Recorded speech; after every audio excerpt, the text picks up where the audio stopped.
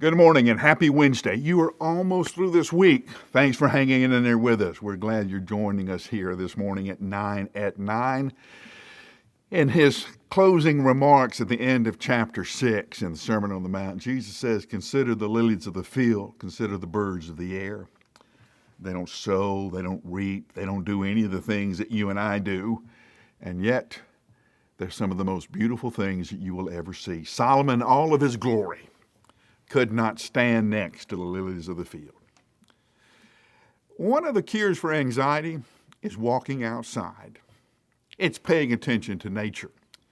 It's a way for you and me to be reminded that everything is got its place. Everything has its moment. The world turns on its axis, and we didn't have to push it. The sun comes up in the morning and goes down in the afternoon, and it doesn't need us. The birds know where to fly. Somehow they know when to fly south and when to fly back north. Yet none of them manages time. None of them carries a calendar. None of them gets frustrated with their iPad.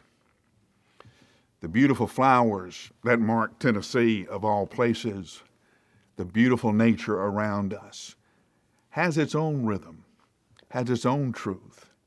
And sometimes you can just sit in the middle of nature and watch and be reminded that God has got this.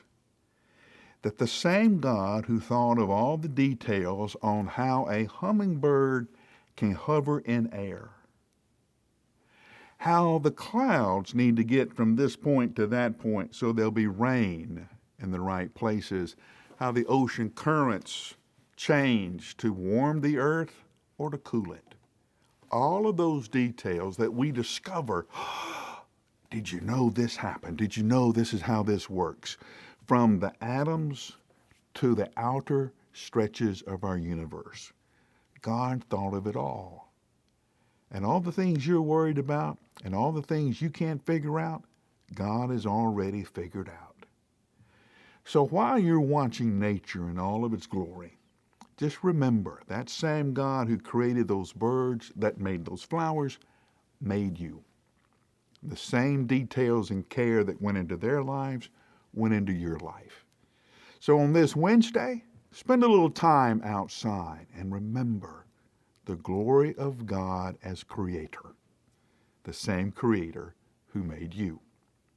I'll give you about 60 seconds to think about it, and I'll see you tomorrow.